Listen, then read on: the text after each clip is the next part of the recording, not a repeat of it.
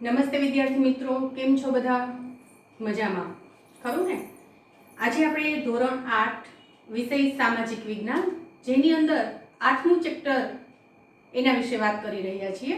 8મું chapter એટલે લોકશાહી દેશમાં સંસદની ભૂમિકા. બરાબર. ગયા લેક્ચરની અંદર આપણે સંસદ વિશે વાત કરી હતી કે સંસદ કેવી રીતે બને છે અને આપણું જે બંધારણ છે, ભારતનું જે બંધારણ છે, એ બંધારણની અંદર એમનો ઉલ્લેખ કઈ જગ્યાએ છે. બંધારણ વિશે પણ આપણે વાત કરી હતી કે બંધારણની અંદર કુલ 22 ભાગ છે અને 444 કરતાં વધારે અનુચ્છેદ છે. મુખ્ય 22 ભાગ અને પેટા ભાગ સહિત 25 ભાગ થાય છે બંધારણના. બરાબર. તો આ બધા ભાગ એટલે શું? તો કે બંધારણની અંદર આપણા આખા દેશમાં ચલાવવા માટેના જે નિયમો છે, એ નિયમોનો એની અંદર સંગ્રહ કરવામાં આવેલો છે અને જુદા જુદા ટાઇટલ આપેલા છે, જેમ કે રાષ્ટ્રપતિ, રાજ્ય, મૂળભૂત હક, મૂળભૂત ફરજ, એવી રીતે ભાગના નામ આપેલા છે. સંઘ, પગાર, શપથ, બેઠક, આવા બધા ભાગ છે એની અંદર કરેલા છે. શા માટે એવા ભાગ કરેલા છે? તો કે આસાનીથી આપણે આપણા બંધારણને સમજી શકીએ એના માટેથી. તો આપણે ગયા લેક્ચરમાં વાત કરી હતી લોકશાહી દેશ એટલે કેવું, એ દેશમાં કેવું શાસન હોય, રાજાશાહી હોય તો ત્યાં કેવું શાસન ચાલતું હોય. એમાં આપણો ભારત દેશ છે લોકશાહી શાસન પ્રણાલીને વરેલો દેશ છે. બરાબર. તો લોકશાહી દેશમાં સંસદની ભૂમિકા શું છે? તો એના માટે આપણે સૌપ્રથમ વાત કરી હતી કે સંસદ શબ્દનો ઉલ્લેખ બંધારણમાં કઈ જગ્યાએ છે. તો અનુચ્છેદ 79 થી લઈ અને 122 સુધી સંસદ વિશેની વાત એમાં કરેલી છે. અનુચ્છેદ 79 ની અંદર સંસદની વ્યાખ્યા આપેલી છે. આપણે એમ કહી શકીએ ડેફિનેશન કે વ્યાખ્યા. બરાબર. કે જેની અંદર વાત કરી છે કે સંસદ જેની અંદર રાષ્ટ્રપતિ, લોકસભા અને રાજ્યસભાનો ઉલ્લેખ થયેલો છે, એટલે કે રાષ્ટ્રપતિ, લોકસભા અને રાજ્યસભાની બનેલી છે. એમાં પણ આપણે વાત કરી હતી કે લોકસભા તો એમાં કેટલા સભ્યો હોય છે, રાજ્યસભામાં કેટલા સભ્યો હોય છે, ગુજરાતમાં લોકસભાની સીટ કેટલી છે, રાજ્યસભાની સીટ કેટલી છે. બરાબર. આ બધી ચર્ચા આપણે ગયા લેક્ચરની અંદર કરી હતી. આજે આપણે જોવાનું છે સંસદના જે 3 ભાગ છે, રાષ્ટ્રપતિ, લોકસભા અને રાજ્યસભા, એમાંથી રાજ્યસભા વિશે વાત કરીશું. રાજ્યસભાનો ઉલ્લેખ અનુચ્છેદ 80 ની અંદર આપેલો છે. વિદ્યાર્થી મિત્રો, અનુચ્છેદ 79 એટલે સંસદ, અનુચ્છેદ 80 એટલે સંસદનો ભાગ રાજ્યસભા, એમની વાત કરેલી છે. એની અંદર શું કહેવા માંગે છે કે સંસદનું જે ઉપલું ગૃહ છે એને આપણે રાજ્યસભા કહીએ છીએ. ગયા લેક્ચરની અંદર આપણે વાત કરી હતી 2 ગૃહ, લોકસભા અને રાજ્યસભા, જેમાં નીચલું ગૃહ લોકસભા છે, ઉપલું ગૃહ છે એ રાજ્યસભા છે. અથવા તો પ્રથમ ગૃહ, દ્વિતીય ગૃહ પણ કહેવાય છે, પહેલું ગૃહ, બીજું ગૃહ પણ કહેવાય છે. બરાબર. તો અહીંયા આ જે ઉપલું ગૃહ છે એ રાજ્યસભા છે, જેને દ્વિતીયક ગૃહ પણ કહેવાય છે. રાજ્યનું પ્રતિનિધિત્વ ધરાવતું ગૃહ અનુચ્છેદ 80, જેની અંદર રાજ્યસભાની રચના કેવી રીતે થાય છે, એમની સભ્ય સંખ્યા કેટલી હોય છે અને એ જે સભ્ય હોય છે એ સભ્યની નિમણૂક કેવી રીતે થાય છે, એના વિશેની વાત કરેલી છે. તો આપણે જે રાજ્યસભાની અંદર પ્રતિનિધિત્વ ધરાવતું ગ્રુપ એટલે કે રાજ્યસભાના જે સભ્ય છે એ સભ્યની વાત કરેલી છે. તો એના માટે આપણે જોઈએ રાજ્યસભાની રચના કેવી રીતે થાય છે. તો ગયા લેક્ચરમાં પણ આપણે વાત કરી હતી કે રાજ્યસભાની અંદર કુલ સભ્ય સંખ્યા કેટલી છે?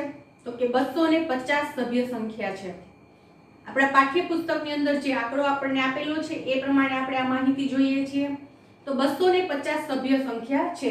એમાંથી આ જે સભ્ય છે 250, એમની નિમણૂક કેવી રીતે થાય છે? તો કે 238 સભ્યો, 250 માંથી 238 સભ્યો જે રાજ્ય અને કેન્દ્ર શાસિત પ્રદેશમાંથી ચૂંટાયેલા સભ્યો હોય છે. ભારત દેશમાં કુલ કેટલા રાજ્ય છે? 28 રાજ્ય છે. 29 હતા, પણ જમ્મુ કાશ્મીરનો જે રાજ્ય છે એમનો જે વિશિષ્ટ દરજ્જો છે એ નાબૂદ થયો. એને જે વિશિષ્ટ કલમ લાગતી હતી એ પણ હટાવાઈ ગઈ અને એ રાજ્યમાંથી કેન્દ્ર શાસિત પ્રદેશના ભાગમાં એનો સમાવેશ થયો, એટલે કે રાજ્ય તરીકેથી એની નાબૂદી થઈ છે. એટલે 29 માંથી 28 રાજ્ય છે. બરાબર. એક માહિતી આપણે જ્યારે રાજ્યની વાત કરીએ છીએ ત્યારે કે ભારત દેશની અંદર સ્વતંત્રતા પહેલા, આઝાદી પહેલા નાના મોટા દેશી રજવાડાઓ હતા. પછી ભારત સ્વતંત્ર થાય છે તો ભારતની સ્વતંત્રતા પહેલા ભારત છે હિન્દુસ્તાન તરીકે ઓળખાતો અને જ્યારે સ્વતંત્રતા મળે છે ત્યારે હિન્દુસ્તાનના બે ભાગલા પડે છે, પાકિસ્તાન અને ભારત. બરાબર. પાકિસ્તાન છે અલગ દેશ તરીકે પોતાનું અસ્તિત્વ બનાવે છે, અલગ દેશ તરીકે એને સ્વીકૃતિ મળે છે. રહી વાત ભારતની, તો ભારતમાં એ સમયે જે દેશી રજવાડા હતા એનું વિલીનીકરણ કરવામાં આવે છે, એકીકરણ કરવામાં આવે છે અને એ કામ કોણ કરે છે? સરદાર વલ્લભભાઈ પટેલ. બધા આ જે રાજ્ય છે, નાના મોટા દેશી રજવાડા છે, એમનું વિલીનીકરણ કરી અને ભારત એક સંઘ રાજ્ય બને છે. બરાબર. એકી સાથે બધા જ નાના મોટા રજવાડાઓ છે જોડાઈ જાય છે અને ત્યાર પછી અલગ અલગ પંચની નિમણૂક કરવામાં આવે છે, આયોગની નિમણૂક કરવામાં આવે છે. ધર આયોગ ને ફઝલ અલી આયોગ ને આવા બધા આયોગ છે. તમારે જો કે ભણવામાં નથી આવતા, તમે આગળ આમાં માહિતી લેશો તો તમને એ જાણવા મળશે. પણ અહીંયા કહેવાનો મારો મતલબ એ છે કે ભારતની અંદર આ નાના મોટા દેશી રજવાડાઓનું વિલીનીકરણ થાય છે. ત્યાર પછી પ્રથમ રાજ્યનો દરજ્જો, અલગ પોતાનું અસ્તિત્વ જોઈતું હોય, અલગ નામ જોઈતું હોય એવું આંધ્રપ્રદેશ છે. ત્યાંના લોકો છે પોતાના અલગ રાજ્યની માંગણી કરે છે અને સૌપ્રથમ આંધ્રપ્રદેશ રાજ્યની રચના થાય છે અને ત્યાર પછી સૌથી છેલ્લે રાજ્ય જે બને છે એ પણ આંધ્રપ્રદેશમાંથી છૂટું પડે છે. કયું રાજ્ય છે? તમિલનાડુ. બરાબર. જે આંધ્રપ્રદેશમાંથી છૂટું પડ્યું છે. હવે આપણે જે વાત કરતા હતા કે 238 સભ્ય છે એ રાજ્ય અને કેન્દ્ર શાસિત પ્રદેશમાંથી ચૂંટાયેલા સભ્ય છે અને આ 12 સભ્ય છે એ રાષ્ટ્રપતિ દ્વારા નિમણૂક કરવામાં આવે છે. તો મિત્રો આ જે 12 સભ્ય છે એની રાષ્ટ્રપતિ નિમણૂક કરે છે તો એ સભ્ય કેવા હશે? તો આ જે સભ્ય છે 12 સભ્ય છે એ કોઈને કોઈ ક્ષેત્રની અંદર ખ્યાતનામ વ્યક્તિ હશે. જેમ કે કોઈ ચિત્રકાર હોય, કોઈ સંગીત વિશારદ હોય, સંગીતકાર હોય, પછી કોઈ છે કદાચ તબલા વાદક પણ હોઈ શકે. બરાબર. તો આવું કોઈ એક ક્ષેત્ર કે જેની અંદર એમણે પ્રસિદ્ધિ પ્રાપ્ત કરી હોય એવી જે 12 વ્યક્તિઓ છે એમની નિમણૂક રાષ્ટ્રપતિ કરે છે. તો ટોટલ આ રીતે 250 સભ્ય છે રાજ્યસભાની અંદર હોય છે. હવે એક આંકડો આપણને બીજો પણ મળે છે. જ્યારે આપણે અલગ પ્રકાશનો બધા જોતા હોય, એમની વાત કરતા હોય, વાંચતા હોય ત્યારે આપણને આ જે આંકડાકીય માહિતી છે એની અંદર ફેરફાર જોવા મળતો હોય છે. તો એક બીજું પ્રકાશન છે. એ પ્રકાશનની અંદર હાલમાં 245 સભ્ય સંખ્યા છે રાજ્યસભામાં એવું એ આંકડો આપે છે અને જેમાંથી 229 સભ્ય છે એ રાજ્ય વિસ્તારમાંથી, અલગ અલગ જે રાજ્ય હોય એમાંથી 229 સભ્યો, 4 સભ્યો કેન્દ્ર શાસિત પ્રદેશના અને 12 સભ્ય રાષ્ટ્રપતિ દ્વારા નિમણૂક કરાયેલા સભ્ય છે. બરાબર. પરંતુ વિદ્યાર્થી મિત્રો આપણે ઓનલી ઓન પાઠ્યપુસ્તકને જ ફોલો કરીશું. એટલે પાઠ્યપુસ્તકની અંદર આપણને 250 સભ્ય સંખ્યા આપેલી છે. એ જ પ્રમાણે આપણને આંકડો પૂછાય કે રાજ્યસભામાં કુલ સભ્ય સંખ્યા કેટલી છે તો આપણે 250 જ દર્શાવીશું. એમાંથી એમ પૂછે કે કેવી રીતે નિમણૂક થયેલી હોય છે તો 238 રાજ્ય અને કેન્દ્ર શાસિત પ્રદેશમાંથી અને 12 સભ્ય છે રાષ્ટ્રપતિ દ્વારા નિમણૂક થયેલા. બરાબર. આ રીતે જ આપણે આપણો આન્સર આપીશું.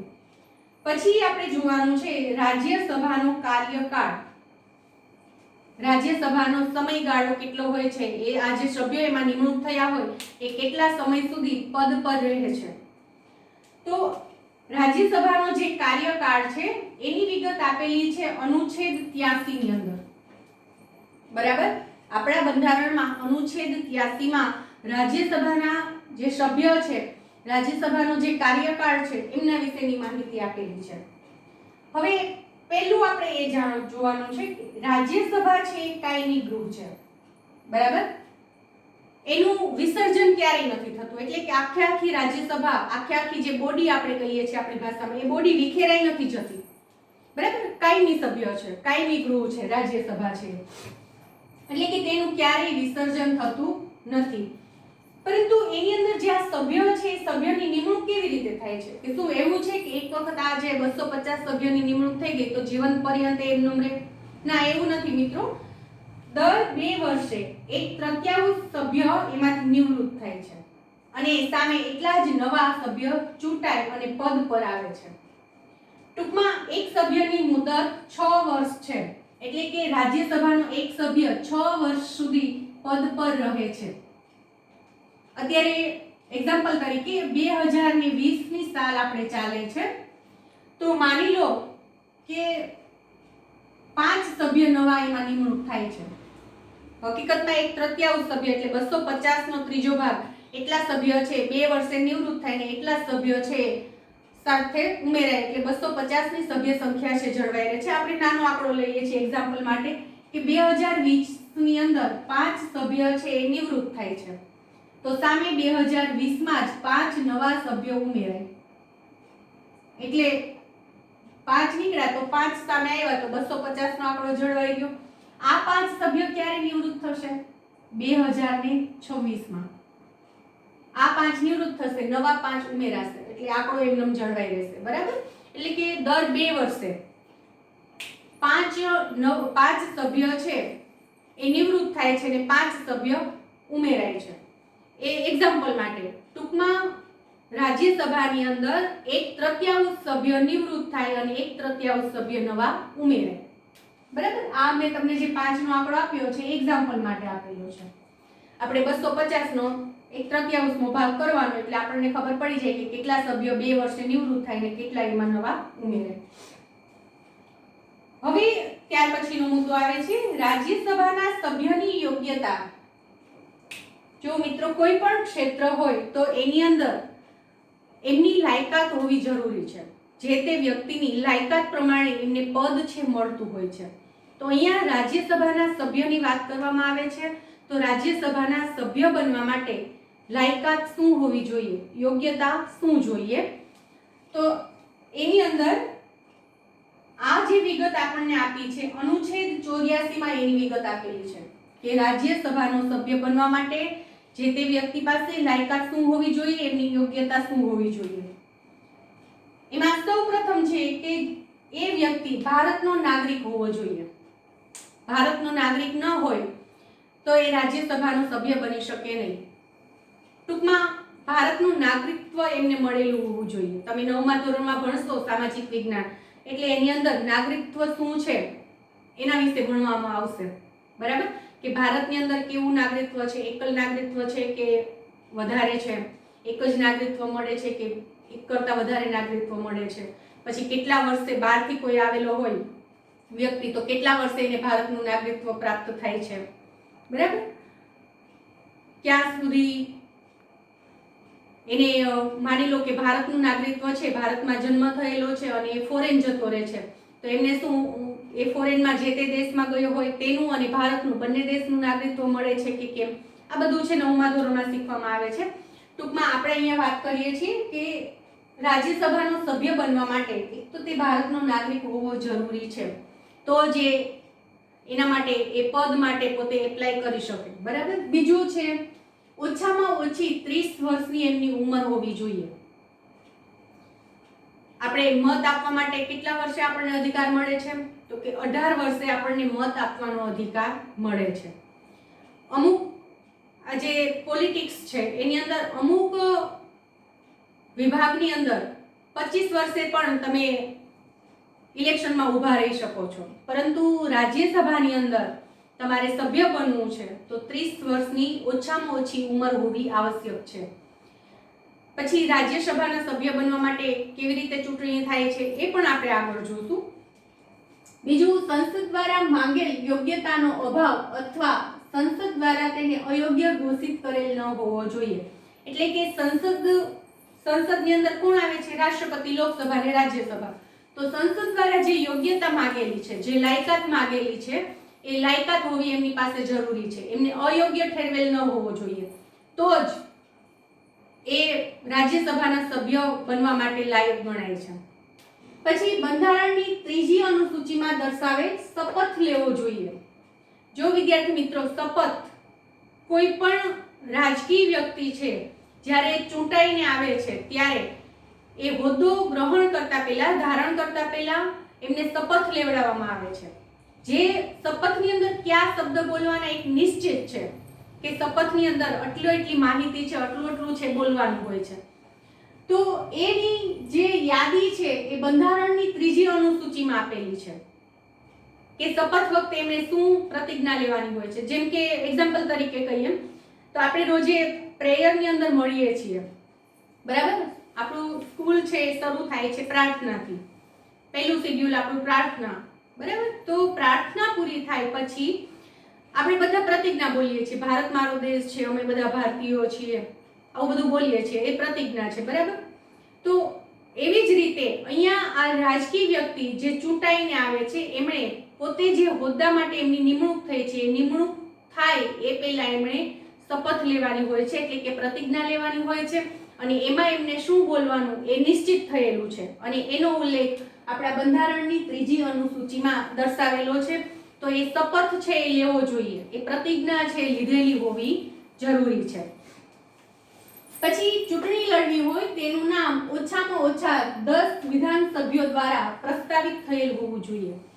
કે જે વ્યક્તિને ચૂંટણી લડવી છે, રાજ્યસભાનો સભ્ય બનવો છે, તો વિધાનસભાના જે સભ્યો હોય છે એ વિધાનસભાના સભ્યો એમાંથી ઓછામાં ઓછા 10 સભ્યો છે એમના નામનું સજેશન કરતા હોવા જોઈએ. તો જે રાજ્યસભાનો સભ્ય બનવા માટે એમને યોગ્યતા મળે છે, બરાબર? તો અહીંયા આપણને એક ખ્યાલ આવી ગયો કે રાજ્યસભાનો જે સભ્ય બનવા જઈ રહ્યો છે ક્યાંથી આવતો હશે? વિધાનસભામાંથી, બરાબર? પછી લાભનું પદ ધરાવતો ન હોય, રાજ્યસભાનું સભ્ય બનવું હોય તો કોઈ લાભનું પદ એમને મળેલું હોવું જોઈએ નહીં, કે સરકારી નોકરિયાત હોવો જોઈએ નહીં. પછી જનપ્રતિનિધિત્વ સંશોધિત અધિનિયમ 2003 મુજબ રાજ્યસભાની ચૂંટણીમાં નિવાસ સંબંધિત આવશ્યકતા સમાપ્ત કરવામાં આવી છે. જો અહીંયા અધિનિયમ આપેલો છે જનપ્રતિનિધિત્વ સંશોધિત અધિનિયમ, ટૂંકમાં આ નિયમ 2003 ની અંદર લાગુ કરવામાં આવ્યો. એટલે આ જે નિયમ છે એ નિયમને અથવા તો અધિનિયમ એમને 2003 કહેવામાં આવે છે. તો આ 2003 મુજબ રાજ્યસભાની ચૂંટણીમાં નિવાસ સંબંધિત જે આવશ્યકતા છે એ સમાપ્ત કરવામાં આવી છે અને કોઈ પણ રાજ્યમાંથી કે પ્રદેશમાંથી એ ચૂંટણી લડી શકે છે. એટલે 2003 પહેલા એવું હતું કે જે રાજ્યસભાની ચૂંટણી લડવી હોય તો એ વ્યક્તિ જ્યાંનો નિવાસી હોય, જે રાજ્યનો કે જે પ્રદેશનો નિવાસી હોય ત્યાંથી જે ચૂંટણી લડી શકે, પોતાના વિસ્તારમાંથી જ, પોતાના પ્રદેશમાંથી જ. પણ એ જે આવશ્યકતા છે એ સમાપ્ત કરવામાં આવી અને કોઈ પણ રાજ્યમાંથી કે પ્રદેશમાંથી એ ચૂંટણી લડી શકે છે, બરાબર? પછી ગુપ્ત મતદાનના સ્થાને ખુલ્લું મતદાન. ગુપ્ત મતદાનને એની જગ્યાએ ખુલ્લું મતદાન કરવાનું.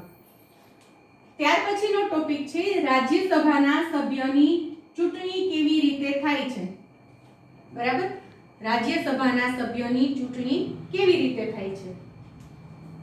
રાજ્ય અને કેન્દ્ર શાસિત પ્રદેશની વિધાનસભાના ચૂંટાયેલા સભ્ય દ્વારા સમતુલ્યતાના સિદ્ધાંત અને ક્રમિક મત પદ્ધતિ મુજબ રાજ્યસભાના સભ્યોની ચૂંટણી કરવામાં આવે છે. એટલે કે રાજ્યસભાના સભ્યને કોણ વોટ આપે છે? તો વિધાનસભાના સભ્યો. અને એ કેવી રીતે થાય છે? તો એનો એક સિદ્ધાંત છે, સમતુલ્યતાનો સિદ્ધાંત છે. એ સિદ્ધાંત મુજબ અને ક્રમિક મત પદ્ધતિ, મતદાન પદ્ધતિ દ્વારા રાજ્યસભાના સભ્યની ચૂંટણી કરવામાં આવે છે. પછી છેલ્લું છે રાજ્યસભામાં બધા સભ્યોને સમાન પ્રતિનિધિત્વ આપવામાં આવ્યું નથી, બરાબર? રાજ્યસભામાં કેટલા સભ્ય છે? તો કે 250 સભ્ય છે. તો 250 સભ્યને સમાન પ્રતિનિધિત્વ મળેલું નથી.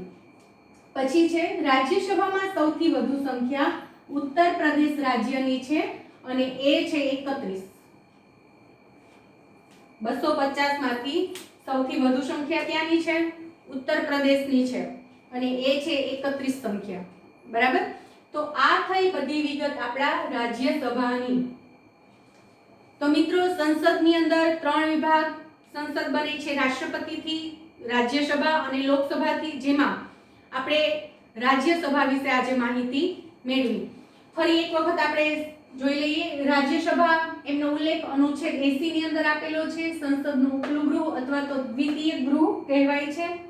અનુચ્છેદ 80 ની અંદર રાજ્યસભાની રચના કેવી રીતે થાય છે એમની વિગત આપેલી છે. એમાં સભ્ય સંખ્યા તો કે 250 છે.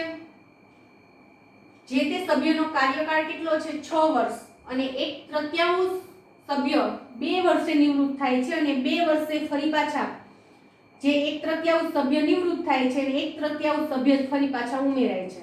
બરાબર. એટલે એક સભ્યનો કાર્યકાળ છે 6 વર્ષનો છે. 250 જે સભ્યો છે એમાંથી 238 સભ્ય રાજ્ય અને કેન્દ્ર શાસિત પ્રદેશમાંથી ચૂંટાયેલા છે, ચૂંટાઈને આવે છે અને 12 સભ્ય છે એમની રાષ્ટ્રપતિ દ્વારા નિમણૂક કરવામાં આવે છે, જે કોઈ પણ ક્ષેત્રે ખ્યાતિ પામેલા સભ્ય હોય છે. કોઈ પણ ક્ષેત્રની અંદર પ્રસિદ્ધ થયેલા, વિખ્યાત થયેલા, ખ્યાતનામ વ્યક્તિઓ હોય છે. પછી હાલમાં આપણને જે અલગ અલગ પ્રકાશનો બહાર પડતા હોય છે, આજે 250 નો આંકડો છે આપણા પાઠ્યપુસ્તક પ્રમાણે છે. અલગ અલગ પ્રકાશનો મુજબ આપણને જે માહિતી મળે એમાં એવું કહેવાય છે કે હાલમાં 245 સભ્ય સંખ્યા છે રાજ્યસભામાં, જેમાં 229 રાજ્યમાંથી ચૂંટાઈને આવેલા, 4 કેન્દ્ર શાસિત પ્રદેશમાંથી ચૂંટાઈ આવેલા અને 12 રાષ્ટ્રપતિ દ્વારા નિમણૂક પામેલા સભ્યો છે.